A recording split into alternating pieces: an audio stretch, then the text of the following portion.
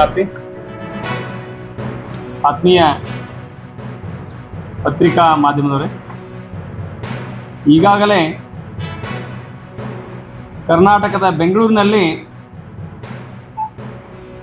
ಕನ್ನಡ ಪರ ಸಂಘಟನೆಗಳ ಒಕ್ಕೂಟದ ವತಿಯಿಂದ ಪತ್ರಿಕಾಗೋಷ್ಠಿಯನ್ನು ವಾಟಾಳ್ ನಾಗರಾಜ್ ಆಗಿರ್ಬೋದು, ಆಮೇಲೆ ಸಾರಾ ಗೋವಿಂದ್ರವರು ಆಗಿರ್ಬೋದು, ಪ್ರವೀಣ್ ಶೆಟ್ಟಿ ಆಗಿರ್ಬೋದು, ಶಿವರಾಮೇಗೌಡರು ಆಗಿರ್ಬೋದು, ಬೆಂಗಳೂರಿನ ಎಲ್ಲ ಕನ್ನಡ ಪರ ಸಂಘಟನೆಯ ಅಧ್ಯಕ್ಷರುಗಳು ಕೂಡಿ ಕುಮಾರ್ ಅವರು, ಜೈ ಕರ್ನಾಟಕ ಸಂಘಟನೆ ಆಗಿರ್ಬೋದು, ಈಗ ಎಲ್ಲ ಸಂಘಟನೆಯವರ ಕೂಡಿ ಮೊನ್ನೆ ಪತ್ರಿಕಾಗೋಷ್ಠಿ ಮಾಡಿದರು. ಬೆಳಗಾವಿಯಲ್ಲಿ 10ನೇ ತಾರೀಕು ದಿನ ಒಂದು ಬೃಹತ್ ಕನ್ನಡಿಗರ ಶಕ್ತಿ ಪ್ರದರ್ಶನ ಮಾಡೋಣ ಅಂತ ಹೇಳಿ ನಮ್ಗೆ ಈಗಾಗಲೇ ತಿಳಿಸಿದ್ದಾರೆ.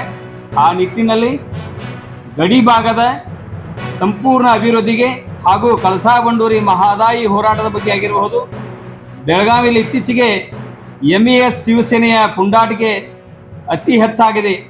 ಈ ಎಲ್ಲ ಹೋರಾಟಗಳಿಗೆ ಒಂದು ಕೊನೆ ಹಾಡಬೇಕಂತೇಳಿ ಅವರು ಒಂದು ಉತ್ತರವನ್ನು ಕೊಟ್ಟಿದ್ದಾರೆ.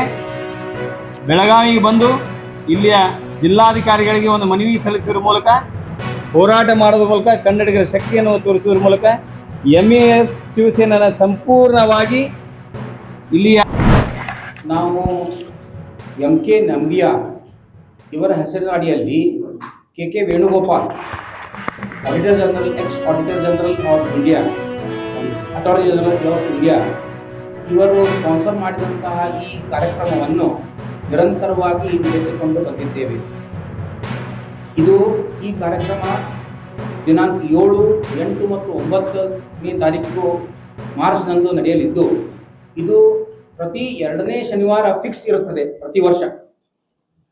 ಈ ಕಾರ್ಯಕ್ರಮದ ಉದ್ಘಾಟನೆಯನ್ನು ಜಸ್ಟಿಸ್ ಅಡಿಗ ಸಾಹೇಬರು 7ನೇ ತಾರೀಕಿಗೆ 5:30 ಗಂಟೆಗೆ ಮಾಡಲಿದ್ದಾರೆ. ಅವತ್ತನೇ ದಿವಸ ಇನಾಗ್ರೇಷನ್ ಆಗಿ ಮಾರನೇ ದಿವಸ ಅಂದರೆ 8ನೇ ತಾರೀಕಿನ ದಿವಸ ಸಾಕಷ್ಟು ಕಾಂಪಿಟೇಷನ್ಗಳು, ಅಂದರೆ ದೇಶವ್ಯಾಪ್ತಿಯಾಗಿ 42 ಟೀಮ್ಗಳು ಈ ಕಾಂಪಿಟೇಷನ್ನಲ್ಲಿ ಪಾರ್ಟಿಸಿಪೇಟ್ ಮಾಡಿದ್ದೇವೆ. ಇದು ಅಣುಕು ನ್ಯಾಯಾಲಯ, ಅಂದರೆ ನ್ಯಾಯಾಲಯದಲ್ಲಿ ಯಾವ ರೀತಿ ಕಾರ್ಯಕ್ರಮಗಳು ಅಥವಾ ನ್ಯಾಯದಾನ ನಡೆಯುತ್ತದೆ ಅದೇ ರೀತಿ ಈ ಅಣುಕು ನ್ಯಾಯಾಲಯದಲ್ಲಿ ನಡೆಯಲಿದ್ದು, ಇದಕ್ಕೆ ಸಾಕಷ್ಟು ಪ್ರತಿಸಾದವಿದ್ದು ಬೇರೆ ಬೇರೆ ರಾಜ್ಯಗಳಿಂದ, ಅಂದರೆ ಭೋಪಾಲ್ ನ್ಯಾಷನಲ್ ಲಾ ಕಾಲೇಜ್, ಒಡಿಸ್ಸಾದಿಂದ, ಆಮೇಲೆ ಕೇರಳದಿಂದ, ಗುಜರಾತ್ದಿಂದ ಮತ್ತು ಗೋವಾ ರಾಜ್ಯಗಳಿಂದ